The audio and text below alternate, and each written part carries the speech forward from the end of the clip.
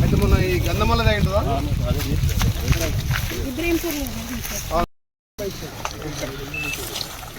అన్నా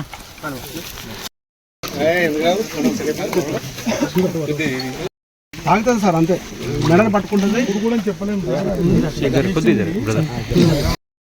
చూడాలి తినదు నార్మల్ కోర్స్ అయితే తినదు టైగర్ ఇంకా మంచి దొరికినాక ఆకలి అయితే దాన్ని ఏంటంటే ఇన్ని సెంటీమీటర్లు ఉంటే టైగర్ అంటాం నార్మల్ దీన్ని ఏం చేస్తామంటే మనము జనరల్గా ఎంత పెద్దగా ఉంది పంజా అని సార్ అది అందులో తిరగడం వల్ల బట్ ఈరోజు చూస్తే మళ్ళీ ఇది ఈవెన్ మనిషి ఇట్లా ఉన్నదంటే అట్లా చూసుకుంటా కూడా వెళ్ళిపోతుంది నార్మల్ ఉన్నాయి. మేము ఇద్దరం మళ్ళీ వచ్చి చూసేవాడుతాం మళ్ళీ జనం వచ్చి కూరగాయలు కుక్కలు అన్ని ఒకటి 4 రోజులు దాన్ని వెతికేంత వరకు కూడా నైట్ ఇప్పుడు ఉండకుండా 7 గంటల వరకు వచ్చేటట్టుగా 6 గంటలకు వెళ్ళిపోయేటట్టు అదేమున్నా ఏం సంచరించినా వాళ్ళు ఏం చెప్తున్నారు అంటే వాళ్ళ అనుభవంతో వాళ్ళు చూసినది రాత్రి పూటనే సంచరిస్తుంది. మనం దాన్ని డిస్టర్బ్ చేస్తేనే డిస్టర్బ్ చేస్తే తప్ప మన మీదకి వచ్చేది కాదు అంటున్నారు. వాటి లక్షణాలు అవి. దాన్ని మీరు దృష్టిలో పెట్టుకొని కొన్ని రోజుల వరకు ఒక 15 రోజుల వరకు ఎర్లీగా వెళ్ళిపోయి పొద్దున రండి. అట్లయితే కొంచెం మన సేఫ్లో మనం ఉంటాం. మళ్ళీ ఒంటరిగా కాకుండా ఇద్దరు జతతో వస్తే కొద్దిగా ప్రాబ్లం లేకుంటుంది, భయం లేకుండా ఉంటుంది. 7 తర్వాత రావాలి మీరు. కుక్క వచ్చినా భయం అవుతుంది, ఏదైనా వచ్చినా భయం అవుతుంది.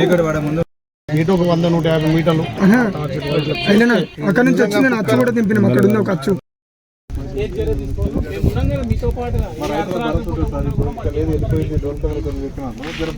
తెలిసి మ్యాక్సిమం ఒకదాని అటాక్ అయిన తన మాత్రం అది ఉండదు.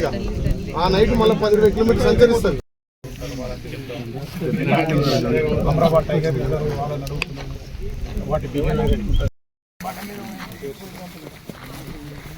ఒక్కడికి 10 పుట్టిస్తారు.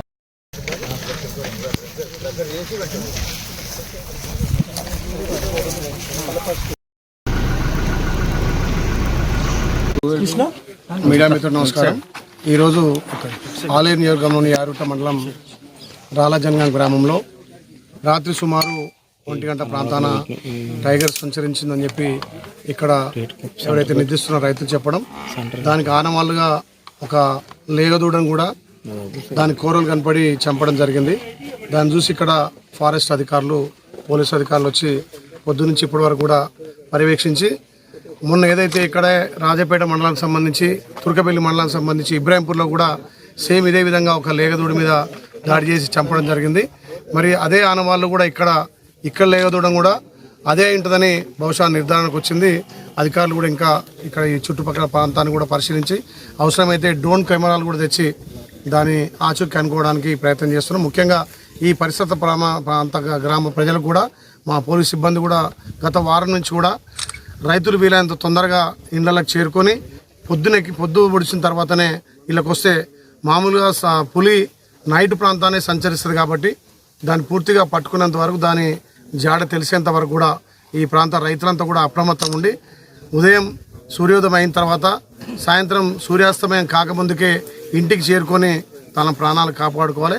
తప్పకుండా ప్రభుత్వ బాధ్యతగా ఇక్కడ స్థానిక ఎమ్మెల్యేగా ఈ ప్రాంతాన్ని తప్పకుండా జల్లెడబట్టి ఈ ప్రాంతంలో ఉంటే మాత్రం దాన్ని ఎట్లయినా పట్టుకునే ప్లాన్ చేస్తాం. అధికారుల ఇక్కడ ఫారెస్ట్ అధికారులతోటి తప్పకుండా ఒక వారం రోజులు నిఘా పెట్టి ఈ ప్రాంత ప్రజలను కాపాడుకునే బాధ్యతగా ముందుకు పోతాం. రైతులకు విజ్ఞప్తి ఏంటంటే మీరు మీ జాగ్రత్తలు ఉండాలి.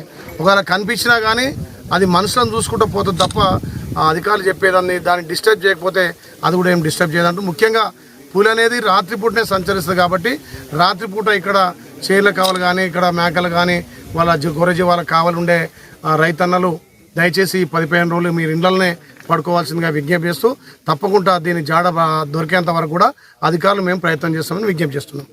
సార్ ఇప్పుడు రైతు అక్కడ పులి కానీ ఏమైనా అటాక్ చేసినప్పుడు కొంత ప్రభుత్వం నుంచి అక్కడ డాక్టర్ కూడా వచ్చి పంచనామా చేసి దాని కాస్ట్ ఏందో నిర్ణయిస్తాడు. ప్రభుత్వం నుంచి వచ్చే ఆదాయం పారితోషికంతో పాటు నేను ఇక్కడ ఎమ్మెల్యేగా ఆ కుటుంబానికి కూడా ఒక 10,000 రూపాయలు ఆర్థిక సాయం చేస్తా. ఎందుకంటే బర్రె కూడా ఆ రైతు పాల మీద ఆధారపడి రోజు 5 లీటర్ ఇచ్చే బర్రె కాబట్టి సుమారు నెలకి 20,000 ఆదాయం ఉంటుంది అతనికి. ఆ బర్రె కొనుక్కోవడానికి నేను కూడా ఒక 10,000 సాయం చేస్తాను.